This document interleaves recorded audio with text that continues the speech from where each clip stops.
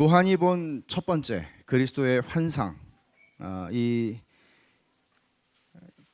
1장에 기록되어 있는, 특별히 1장 12절부터 20절에 기록되어 있는 이 본문을 우리가 상고하고 있는데, 오늘 17절부터 20절의 말씀을 살펴보고 이 본문을 마칠 것입니다.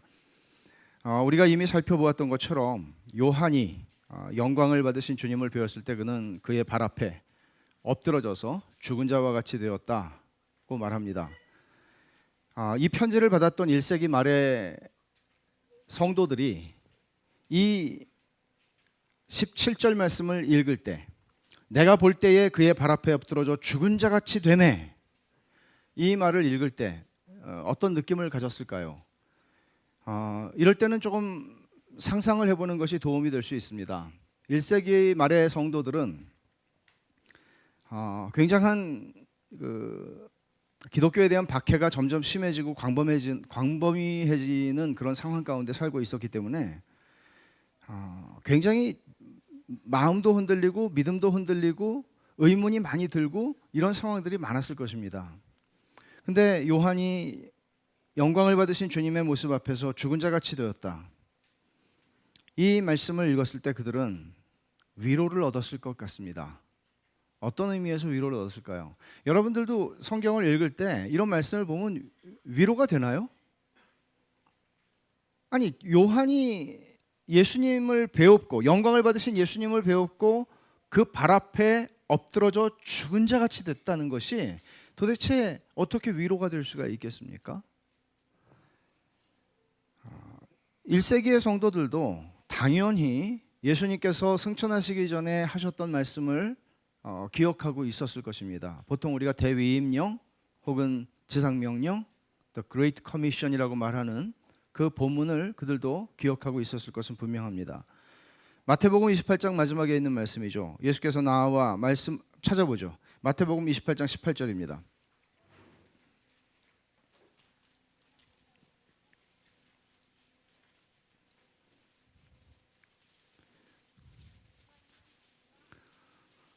제가 읽겠습니다. 예수께서 나와 말씀하여 이르시되 하늘과 땅의 모든 권세를 내게 주셨으니 그러므로 너희는 가서 모든 민족을 제자로 삼아 아버지와 아들과 성령의 이름으로 세례를 베풀고 내가 너희에게 분부한 모든 것을 가르쳐 지키게 하라. 볼지어다 내가 세상 끝날까지 너희와 항상 함께 있으리라 하시니라. 예수님이 농담하신 게 아니죠. 주님은 십자가에서 택자들, 아버지께서 내게 주신 자라고 주님 표현하셨는데, 아버지께서 내게 주신 자들을 위한 구속사역을 완수하셨습니다. 그리고 죽음에서 부활하심으로써 아버지로부터 하늘과 땅의 모든 권세를 받으셨어요. 18절에 말씀하는 게 그거죠. 하늘과 땅의 모든 권세를 내게 주셨으니, 누가? 아버지가 주셨단 말이에요. 성부 하나님께서 아들에게 모든 것을 맡기셨어요. 그리고 제자들에게 이 권세를 가지신 주님께서 그러므로 하면서 주님이 그런 권세를 가지고 명령하시는 거예요. 너희는 가서 모든 민족에게 가서 복음을 전하라는 거예요. 제자를 삼으라는 거예요. 근데 우리가 생각할 때는 이 대위임령, 지상명령이라고 말하죠. 보통은 이 말씀을 우리는 그냥 명령으로만 이해를 하는 경향이 있죠. 그러나 이 말씀을 하시는 모든 명령이 그렇지만 이 말씀을 명령하실 때에는 주님께서는 약속을 함께 주셨습니다. 그 약속은 뭔가 하면 하늘과 땅의 모든 권세를 가진 주님이 20절에 내가 너희에게, 20절 하반절에 내가 세상 끝날까지 너희와 항상 함께 있으리라는 약속입니다. 1세기 말의 성도들이 1세기 말까지 갈 것도 없어요. 예수님께서 돌아가시고 나서 부활하시고 예수님께서 부활하신 다음에 제자들과 40일 동안 함께 계셨어요. 그들에게 나타나셨어요. 그리고 승천하셨죠. 그리고 한 열흘을 기다려서 오순절이 되자 예수님께서 약속하신 대로 성령이 그 적은 무리, 예수를 믿는 적은 무리들 가운데 성령이 부어졌고 교회가 생깁니다. 근데 교회가 생기는 것보다 더 중요한 사건 뭔가 하면, 더 중요한 건 아니죠. 교회가 생기는 것과 함께 말도 못할 정도로 큰 회심의 역사가 일어났습니다. 예루살렘에서 3,000명이 회심을 했습니다. 생각해 보십시오. 지금 예루살렘 공동체는 지금 우리만한 공동체였을 것입니다. 거의 비슷해요.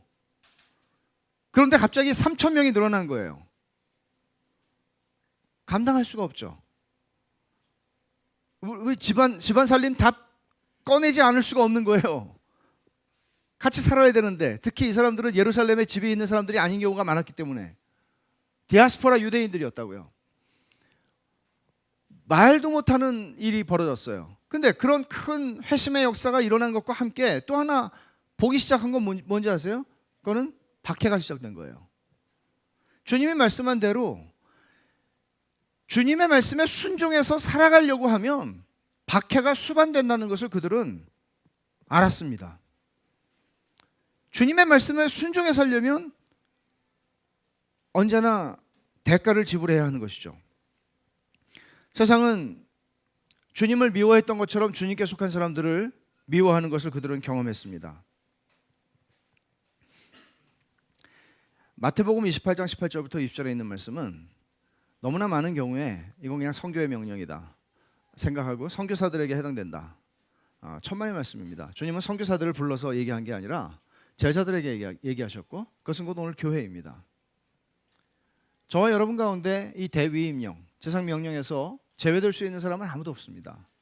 선교사들에게만 얘기하는 것이 아니라 우리 모두는 하나님의 이름과 하나님의 나라와 하나님의 뜻을 위해서 살아야 하고, 우리는 그것을 위해서 기도해야 하고, 우리는 그것을 위해서 우리의 시간과 물질과 우리가 가지고 있는 것들을 내놓아야 합니다.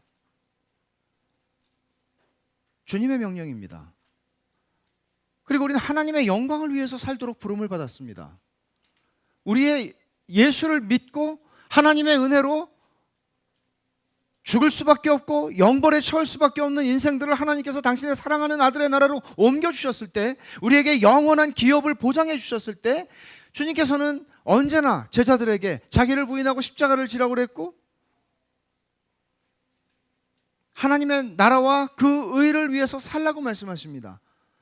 우리는 예수를 믿고 은혜를 받은 사람이라면 우리는 더 이상 나 잘 먹고 잘 사는 게, 내 자식들 잘 먹이고 잘 살게 하는 게 인생의 목적일 수 없다는 얘기입니다. 우리는 그걸 위해서 살지 않습니다. 그걸 위해서 직장 생활하지 않습니다. 그걸 위해서 일하지 않습니다. 공부하지 않습니다. 그렇게 예수를 위해 살고 예수의 증거, 복음, 믿음을 가지고 살아가려고 할 때 박해가 따라오는 것을 초대교회 성도들은 알았습니다. 그러나 세상 끝날까지 내가 너희와 항상 함께 있으리라고 말씀하신 약속도 그들은 기억했고, 그것을 언제나 힘들어질 때마다 그 약속을 되뇌이며 가슴에 새겼을 것입니다. 하늘과 땅의 모든 권세를 가진 주님이 약속하셨지, 세상 끝날까지 항상 너희와 함께 하겠다고 약속하셨지 하는 것이죠. 네로 황제 때 박해가 많았습니다. 그러나 그 이후에 도미티아누스 황제가 통치를 하기 시작하면서 81년부터 96년에 통치를 했는데, 이때가 요한계시록이 쓰여졌던 이 도미티아누스 황제 말기입니다. 박해는 로마 제국 전역으로 광범위하게 퍼져나갔고, 그 강도도 점점 심해졌고, 그러다 보니 배교자들이 많이 생기기 시작했습니다. 아마도 영적 지도자들 가운데 배교하는 사람들이 있었을 것입니다. 그것은 많은 사람들에게 타격을 주었을 것이고, 마음이 흔들렸을 것이고, 그들의 믿음에 많은 질문들이 생기기 시작했을 것입니다. 이런 질문들이죠. 과연 주님이 하늘과 땅의 모든 권세를 가지신 게 맞나? 지금 우리에게도 이건 유효한 질문입니다, 여러분. 우리의 믿음에 있어서도 우리는 이런 질문들을 던집니다. 우리의 인생에서 문제가 커 보일 때, 우리의 인생에서 우리가 감당할 수 없는 일들을 만날 때, 더더군다나 우리가 복음을 위하여 수고를 할 때, 그런 장애를 만날 때 우리는 더더욱 이런 질문들을 하게 됩니다. 정말 하늘과 땅의 모든 권세를 가지신 게 맞나? 그리고 주님이 세상 끝날까지 항상 우리와 함께 하겠다고 약속하셨는데, 과연 지금 우리와 함께 계시나? 과연 교회와 함께 계시나? 그런데도 우리 가운데 더러는 순교를 당하고 더러는 죽임을 당하는 이런 일들이 일어나는 게 과연 이거 어떻게 설명할 수 있나 하는 것입니다. 마음이 약해지는 거죠. 믿음이 흔들립니다. 이런 의문들과 고민들은 그들에게는 사변적인 고민이 아니었습니다. 이것은 매일매일 직면해야 하는 삶과 죽음의 문제였습니다. 그러기에 요한이 영광의 주님을 뵙고 그 발 앞에 엎드러져 죽은 자와 같이 되었다는 사실은 이런 흔들리는 믿음 가운데 있던 1세기 말의 성도들에게는 그래, 주님은 정말 하늘과 땅의 권세를 가지신 거룩하신 하나님이다. 요한이 그분을 환상 가운데 배웠고 그분 앞에서 죽었다. 죽은 자 같이 됐다. 거룩하신 하나님 앞에 설 수 있는 죄인은 아무도 없다. 로마 황제라 할지라도. 말하자면 요한에게 영광의 주님을 계시하여 보여주신 것은 흔들리는 믿음 가운데 있던 1세기 성도들에 대한 하나님의 응답이었단 말입니다.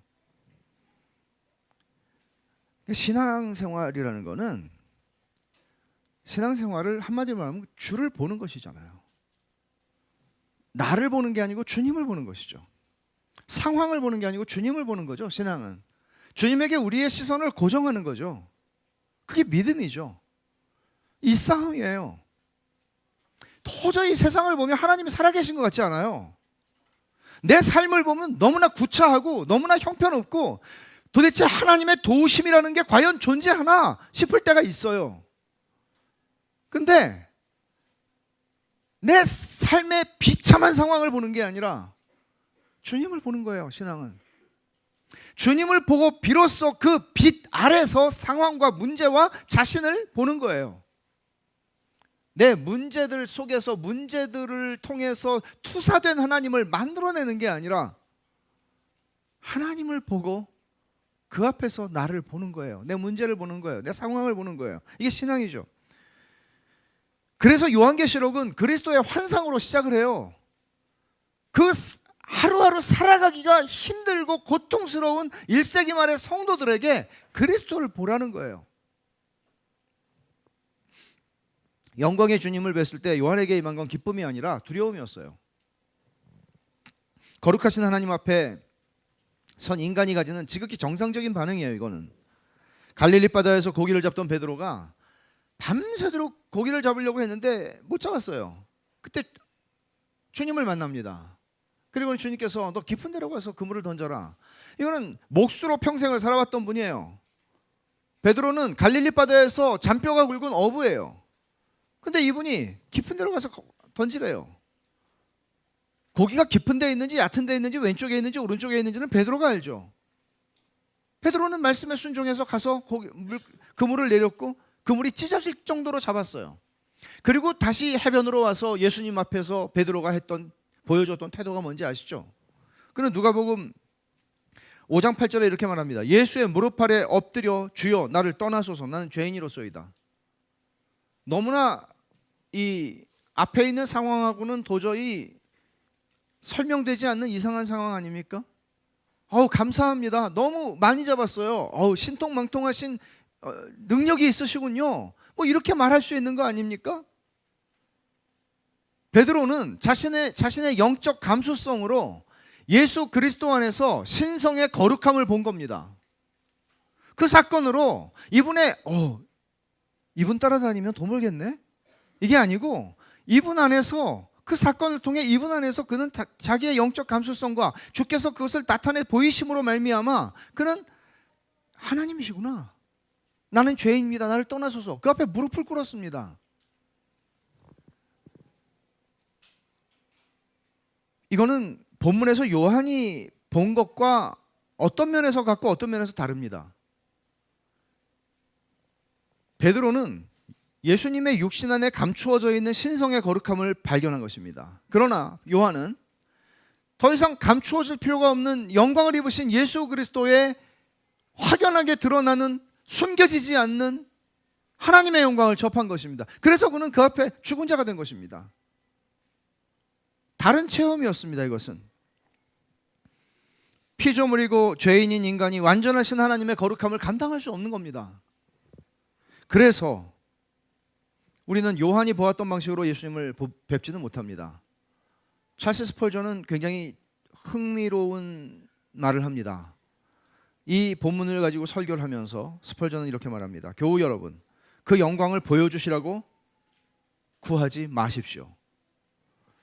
그러나 장차 여러분이 그 영광을 보기 적합하게 되고 그리스도께서 여러분을 위한 처소를 마련하셨을 때, 아버지여 내게 주신 자도 나 있는 곳에 나와 함께 있어 아버지께서 창세전부터 나를 사랑하심으로 내게 주신 내 영광을 그들로 보게 하시기를 원하옵나이다 라고 하신 주님의 기도가 성취되는 것을 행복하게 경험할 겁니다.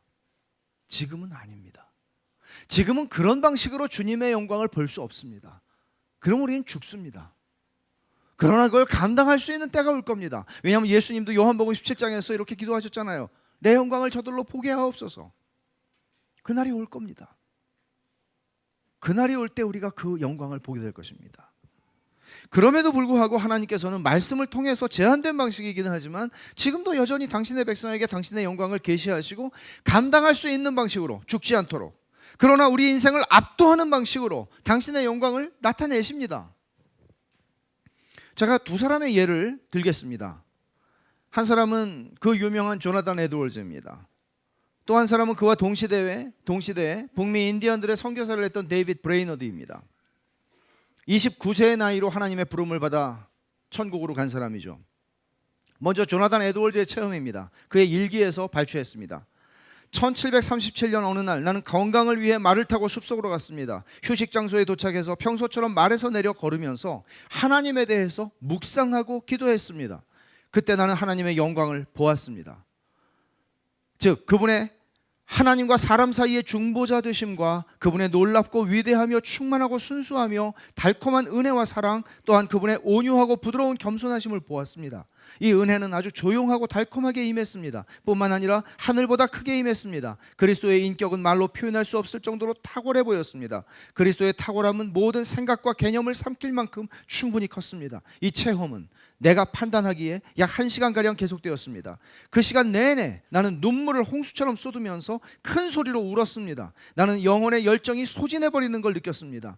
이렇게밖에는 달리 표현할 길이 없습니다. 다만 땅바닥에 엎드려 그리스도만으로 충만해지고 싶었습니다. 거룩하고 순수한 사랑으로 그리스도를 사랑하고 그리스도를 믿으며 그리스도를 의지해 살고 그리스도를 섬기며 따르고 싶었습니다. 하나님과 천국의 순수함으로 완전히 성화되고 순수하게 되고 싶었습니다. 나는 다른 때에도 여러 번 이런 비슷한 체험을 했는데 그때마다 깊은 같은 감동을 받았습니다. 여러분은 어떻습니까? 이것은 조나단 에드워즈 같은 특별한 사람들에게 임하는 은혜입니까? 제가 데이빗 브레이너드의 일기를 또 하나 인용하겠습니다. 데이빗 브레이너드가 21살 때 쓴 일기입니다. 무력하고 망연자실해 있던 자신을 발견하고 정신 차리고 그 한적한 장소를 또 산보하고 있었다. 비록 침통한 우울에서 벗어나지 못했지만 기도를 해보려고 애썼다. 그러나 기도나 어떤 다른 일도 하고 싶은 마음이 내키지 않았다. 하나님의 영이 아주 나를 떠나버리셨나 생각했다. 그렇지만 아직 절망적 상태까지 빠지진 않았다. 단지 천하에 나를 행복하게 해줄 수 있는 것은 아무것도 없는 것 같아 여전히 울적했던 것이다. 그래서 무척 무미건조하고 변변찮은 기도였지만 반시간가량은 힘써서 했다. 어둡고 울창한 숲속을 걷고 있는 바로 그때 시야가 확 트이는 것 같더니 이루 형용할 수 없는 영광이 나의 심령을 사로잡았다. 나는 그것을 외적 광명이라고 말하고 싶지 않다. 3층천이나 그런 세계에 존재할 것 같은 어떤 발광체라는 뜻도 아니다. 나는 그런 것을 본 적이 없기 때문이다. 나는 이전에 한 번도 이런 체험을 해본 적이 없을 뿐 아니라 조금 비슷한 일조차 겪어보지 못했었다. 나는 경이로움과 탐복할 수밖에 없는 그 영광에 압도당한 채 잠잠히 서 있었다. 이렇게 특이하고 아름다운 일에 비견할 만한 것을 나는 본 적이 없었다. 이제껏 하나님께 대해서도 성스러운 일에 대해서 내가 품어왔던 관념과는 너무나 달랐다. 나는 성부, 성자, 성령의 삼위일체 어느 한 위격에 대해서 특별한 깨달음을 가져본 적이 없었다. 그러나 이때 본 체험은 하나님에 대하여 새롭게 인식하는 계기가 되었다. 신령한 영광처럼 느껴졌다. 이 빛나고 성스러운 분, 하나님을 배운 듯한 말할 수 없는 기쁨이 영혼 속에 넘쳤다. 나는 영원히 우리 가운데 왕노릇하신 분을 배운 듯한 만족감으로 차 있었다. 하나님의 탁월하시고 위대하시고 아름다우시고 또 완전 무결하신 품에 내 영혼은 황홀하게 안겨있는 듯했다. 나는 자신의 구원에 관한 생각까지 잊어버릴 정도였다. 내가 피조물이란 사실까지 망각하고 있었다. 온 우주의 왕으로 보좌에 앉으신 하나님께서 나를 부르신 궁극적 목적은 모든 영광과 존귀와 찬송을 한 몸에 받으시기 위함이로구나. 내 내밀한 기쁨과 평화는 밤이 깊어가도록 감동 깊게 가슴속에 부풀고 있었다. 나는 저녁 시간에 내가 체험한 이 일을 검토해보고 생각해보기 시작했다. 그리고 이것은 다음날 저녁까지도 온통 내 마음을 차지하고 감미로움을 주었다. 내 자신이 새로운 세계에 있는 것 같았고 모든 일들이 나에게는 전에 해온 것들과는 전혀 판이한 양상으로 나타났다. 조나단 에드워즈와 데이빗 브레이널드의 체험은 요한의 체험하고는 다른 것이었습니다. 이건 감당할 수 있는 것이었습니다. 그러나 그들의 의식을 완전히 압도했습니다. 이런 은혜는 오늘 우리에게 다 필요합니다. 우리는 모르겠어요. 제가 볼 때는 우리는 이런 은혜를 너무나 많이 잃어버린 시대에 살고 있는 것 같아요. 그냥 교회 다니면서 말씀을 듣고 조금 가슴이 찡하고 우리는 그런 은혜에 만족하는 것 같아요. 교회를 10년, 20년을 다니면서도 예수를 믿는다고 하면서도 평생을 우리는 그런 은혜를 사모해 본 적이 없어요. 이런 은혜는 연약한 우리로 하여금 능히 하나님을 섬기게 합니다. 이런 은혜는 우리의 모든 염려와 두려움을 떨쳐내고 하나님과 함께하는 기쁨과 영광을 누리게 합니다. 이런 은혜보다 더 필요한 것은 없습니다. 우리는 돈이 없어서 불행하지 않습니다. 우리는 이런저런 우리를 힘들게 하는 관계들 때문에 불행한 건 아닙니다. 우리에게 정말 필요한 것은 은혜입니다. 주 안에서 주로 인하여 만족하는 것입니다. 주 하나님은 그렇게 크신 분입니다.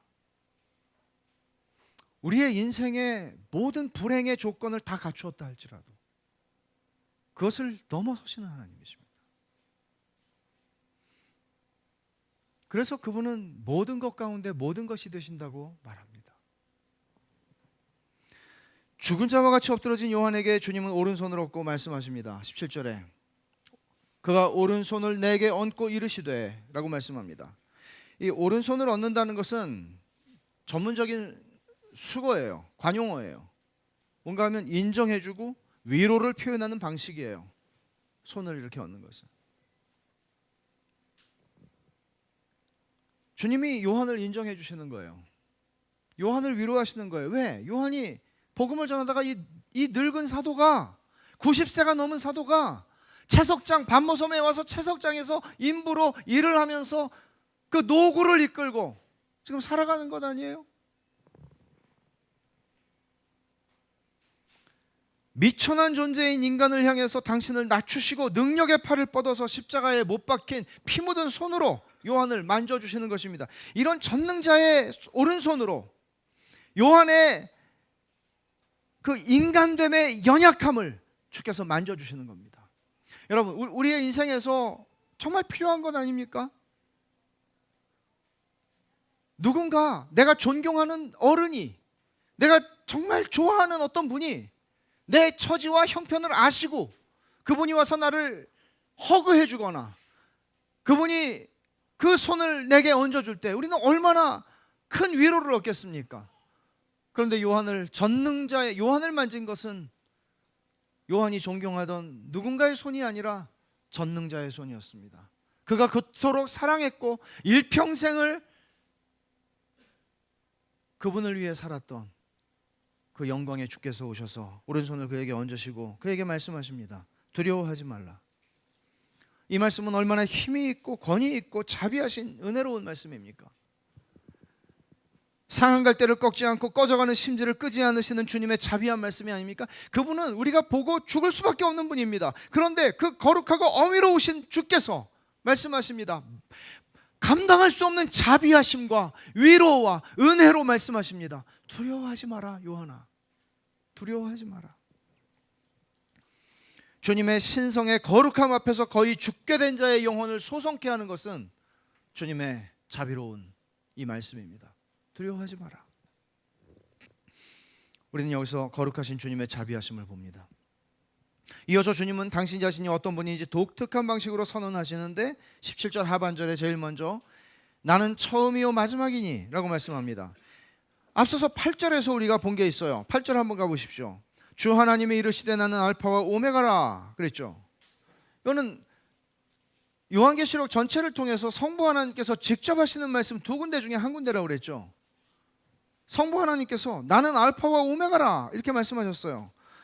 알파와 오메가라는 정확한 이 용어로는 요한계시록에 3번 나온다고 그랬어요. 2번은 성부 하나님께, 그리고 1번은 성자 하나님께 이 칭호가 돌려지는데, 여기서 처음과 마지막이니 라고 말씀하는데 이것은 예수님께서 말씀하시는 것이죠. 알파와 오메가라는 의미와 다르지 않습니다. 영원하신 하나님, 처음부터 끝까지 모든 것을 역사의 섭리주가 되시고 역사를 주관하시는 통치자, 역사의 주인이 되시는 분, 그 영원하신 하나님께서 역사를 주권적으로 통치하신다고 하는 하나님의 속성을, 그리스도의 속성을 보여주는 것이죠. 실로 그는 하늘과 땅의 모든 권세를 가진 분이라는 것을 나타내시는 것입니다. 지금도 그렇습니다. 지금도 예수님께서 여전히 하늘과 땅의 권세를 가지고 다스리고 계십니다. 옛날에 뭐 핵전쟁이 터질까봐 무서워가지고 미국으로 이민 가서, 아니 뭐 이민 간 사람도 있는지 모르겠는데 하여간 미국 사람들 중에는 좀 이상한 사람들 많잖아요. 우리나라도 좀 이상한 사람 많긴 하지. 근데 뭐 어디 이상한 중부 어디 사막 같은 데 가서 산다는 거예요. 핵이 무서워서. 진짜 희한한 사람들 많잖아요. 근데 여러분, 우리는 언제나 이 6.25 전쟁 이후에 전쟁의 위협 가운데 시달리고 있어. 지금도 그렇습니다, 사실. 그런데 여러분, 이런 것들이 단순한 낙관론, 아유 전쟁 안 일어날 거야 이제, 그런 것이 아니고, 또는 그저 걱정하고 언제라도 전쟁이 터질 수 있어 이런 생각들이 아니라, 예수를 믿는 사람들에게 정말 중요한 건 뭔가 하면 하나님의 손에 있다는 거예요. 하나님의 손에 있어요. 단순히 내 인생만이 아니라 이 역사의 모든 것들이 다 하나님의 손에 있어요. 중국이 어떻게 하든지, 러시아가 어떻게 하든지, 일본이 어떻게 하든지, 미국이 어떻게 하든지 하나님의 손에 있어요. 그게 다니엘서를 통해서 하나님이 너무나 분명하게 보여준 거고, 다니엘을 요한계시록에서 얼마나 갖다가 끌어다 쓰는지 몰라요. 제국, 너희들 앞에 있는 이 제국의 역사들, 로마 제국, 여러분 팍스 로마나 얼마나 대단한 역사를 이루었던 사람들입니까? 그러니까 아무것도 아니라는 거예요. 미국? 아무것도 아니라는 거예요. 하나님의 손에 있는 거예요.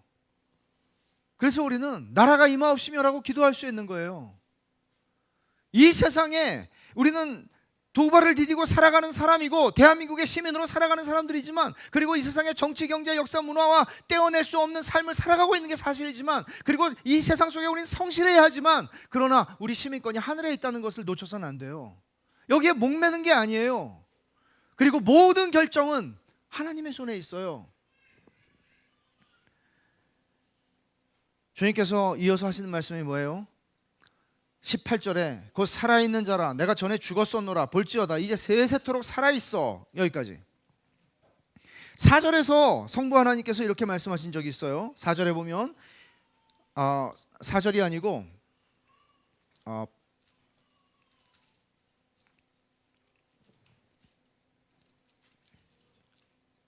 5절,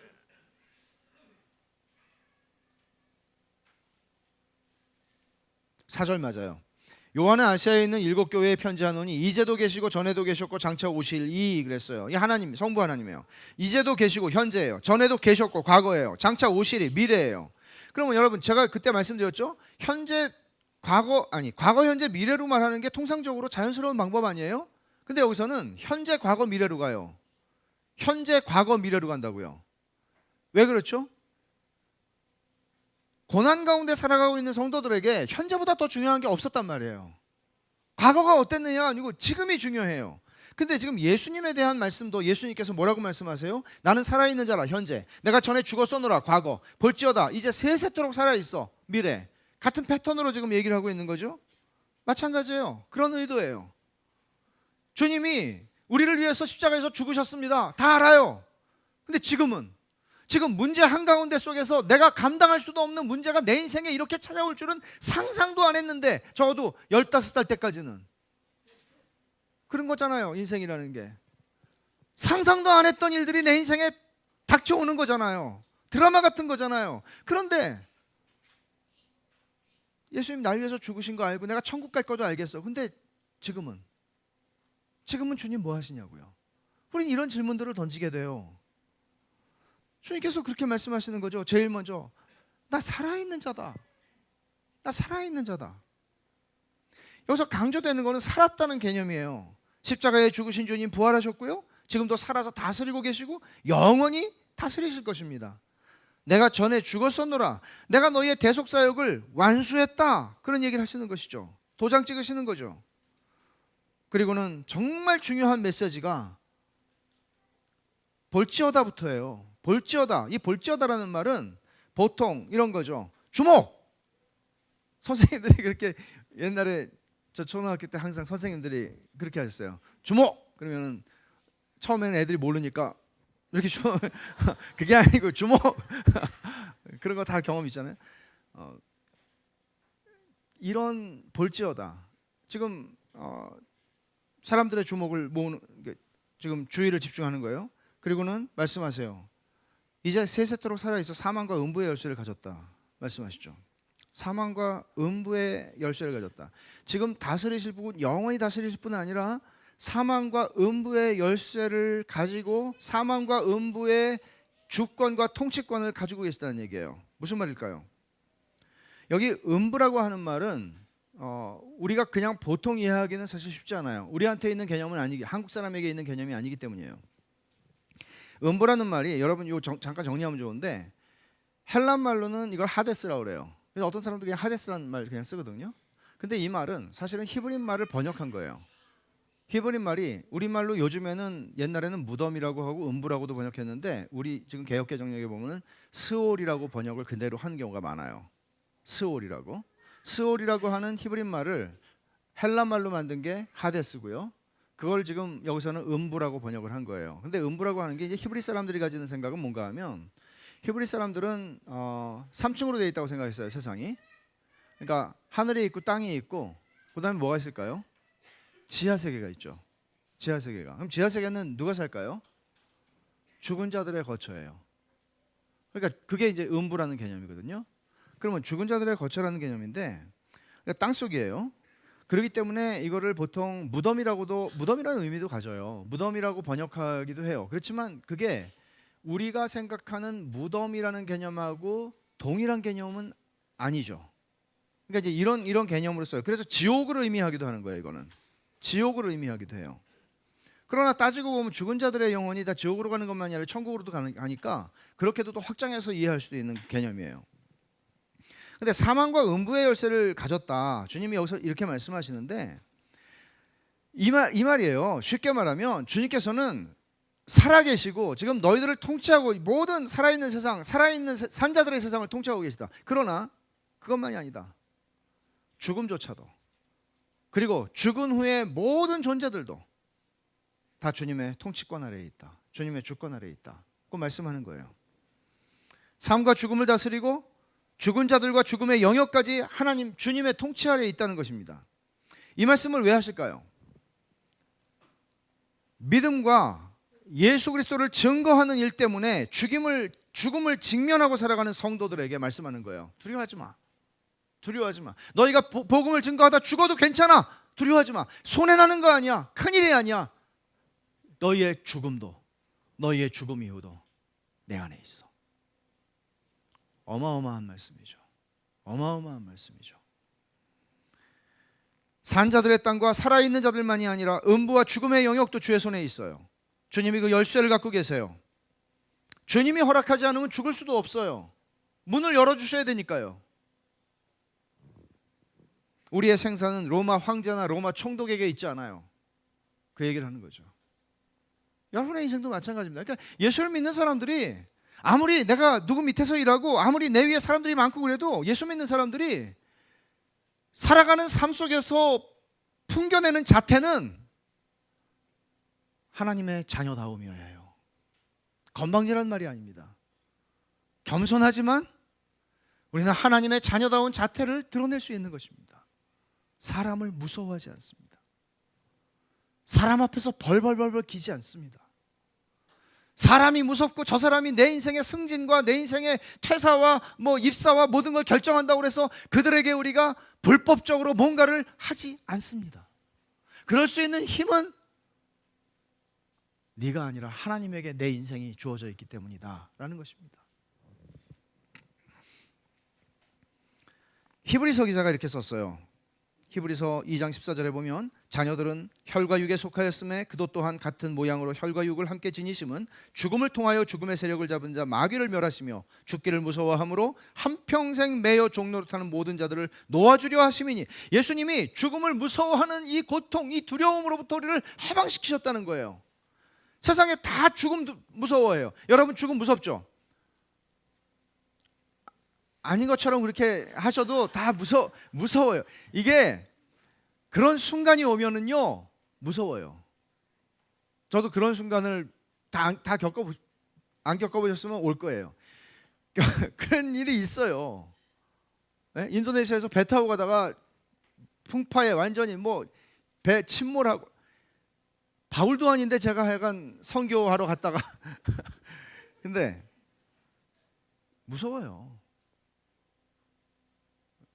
특히 그 남자들은 처음에는 굉장히 아주 호기 어린 웃음을 드러내, 아주 비겁하죠. 무서우면 무섭다고 하면 되는데 창피하니까 아주 웃으면서 아무렇지도 않은 척하다가 쾅 하고 이제 부딪혔거든요. 그러니까 사색이 되는데 여자들보다 더 무서워요, 남자들이. 처음에는 안 그런 것처럼 그러다가 저 이제 유언을 쓰고 아내에게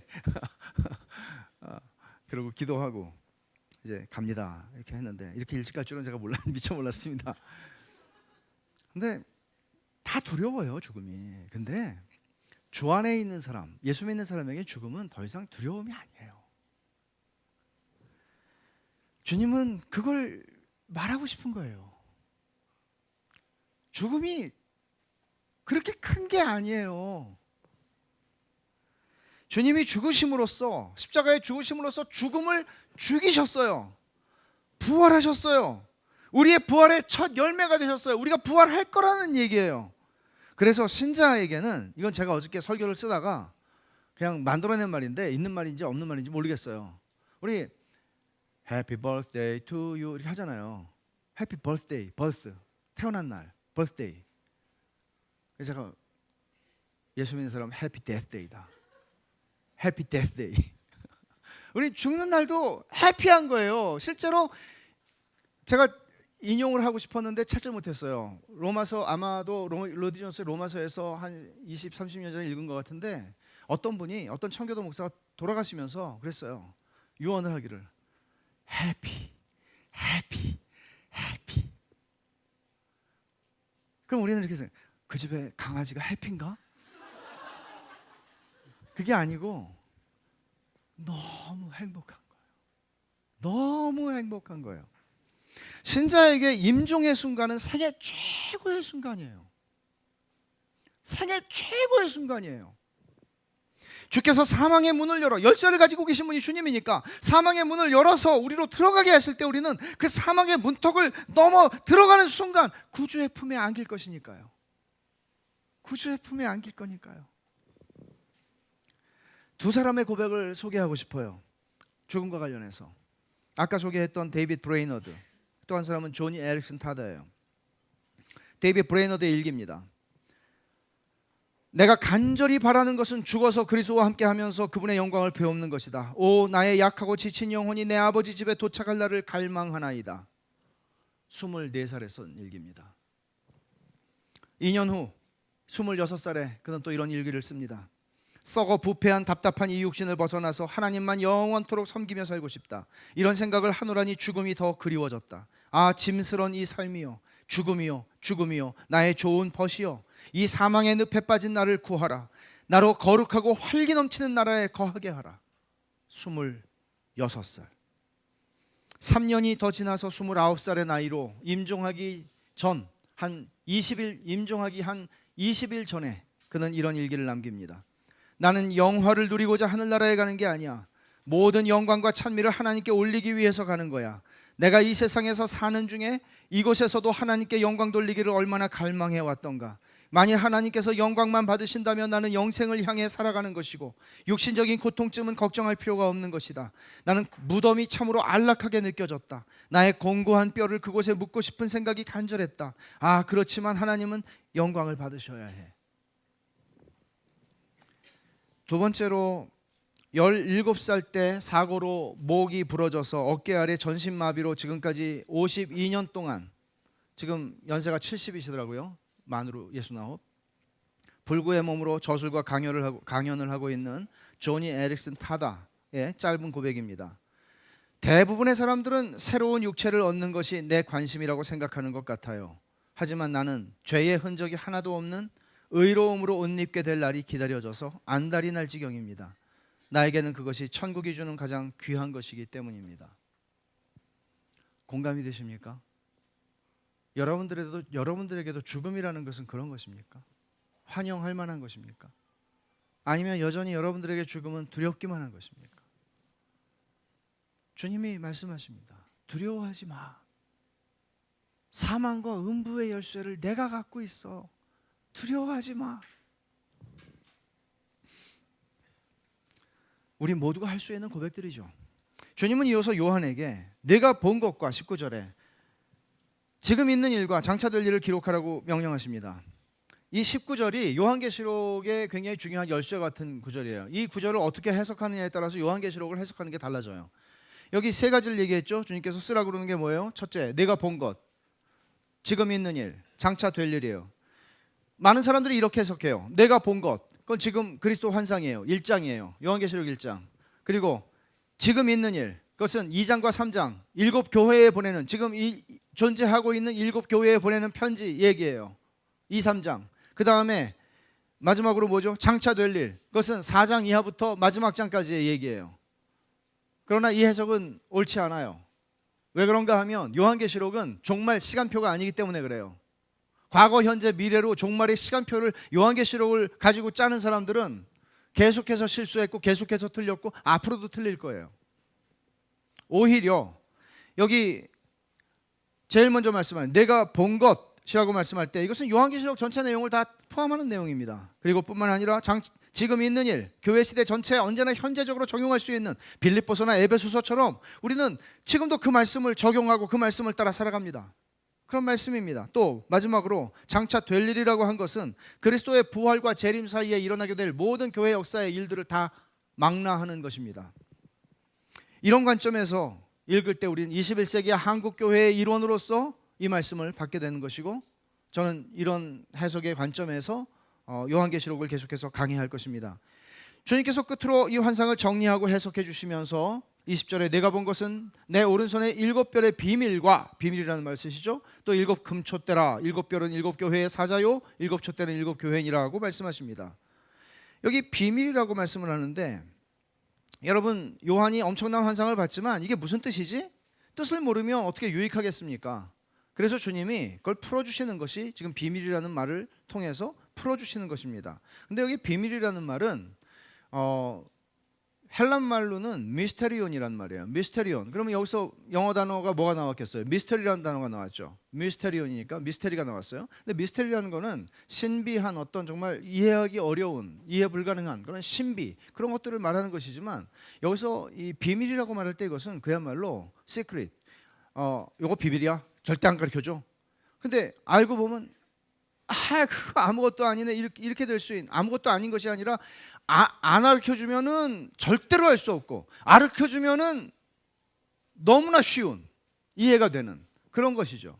지금 그런 의미에서 주님이 말씀하는 거예요. 이 환상의 가장 중요한 것을 지금 주님이 해석해 주세요. 그게 뭔가 하면 7별은 7교회의 사자고 7 촛대는 7교회다 하는 거예요.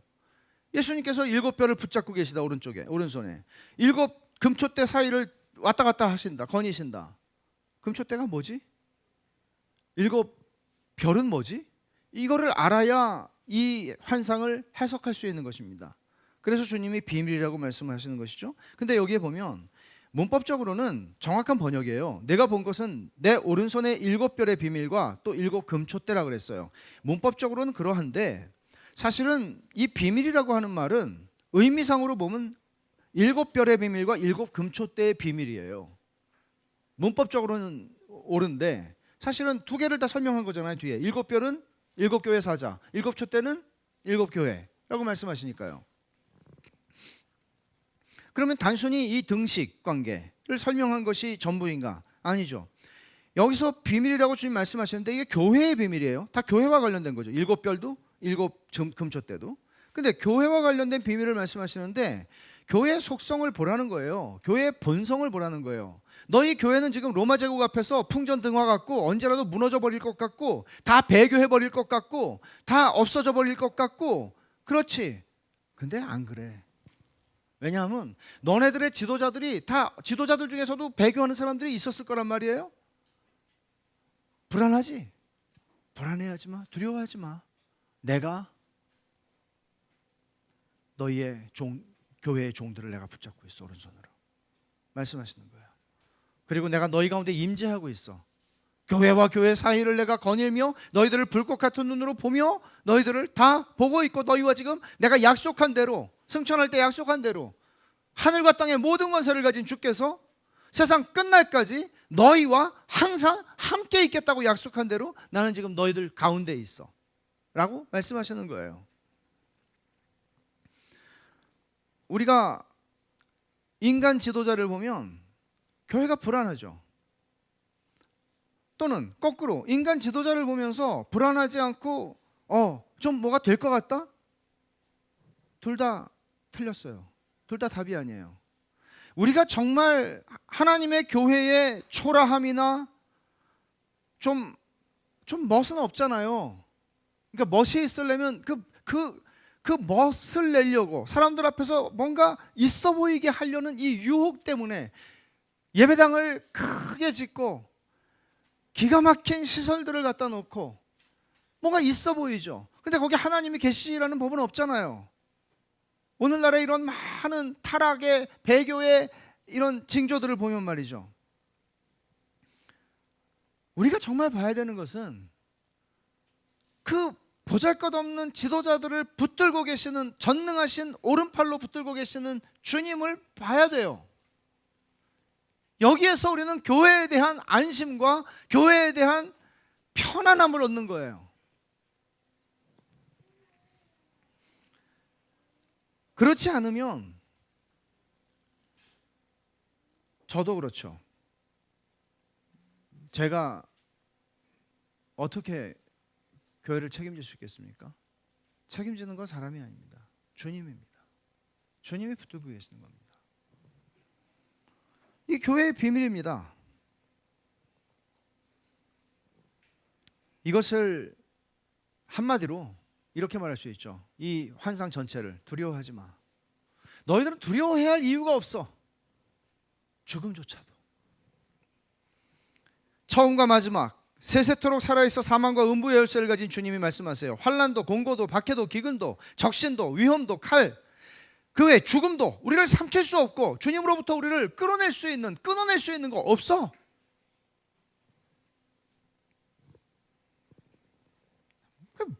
두려워할 게 뭐가 있겠어요? 여러분, 가난이 두렵습니까? 만물을 가지신 주님이 부유하신데 왜 신자가 가난을 두려워해야 합니까? 두려워하지 맙시다. 고치지 못할 심한 질병이 두렵습니까? 주님께서 말씀하세요. 시편 41편 3절에 내가 그를 병상에서 붙들겠다. 내가 그를 병상에서 붙들고 있겠다고 말씀하세요. 뭐가 두렵습니까? 의사가 붙드는 게 아닙니다. 나를 도와주는 누군가 붙드는 게 아닙니다. 전능하신 하나님이 나를 붙드십니다. 우리를 두렵게 할 게 뭐가 있습니까? 사망과 음부의 열쇠를 가진 주님이 죽음도 두려워하지 마라.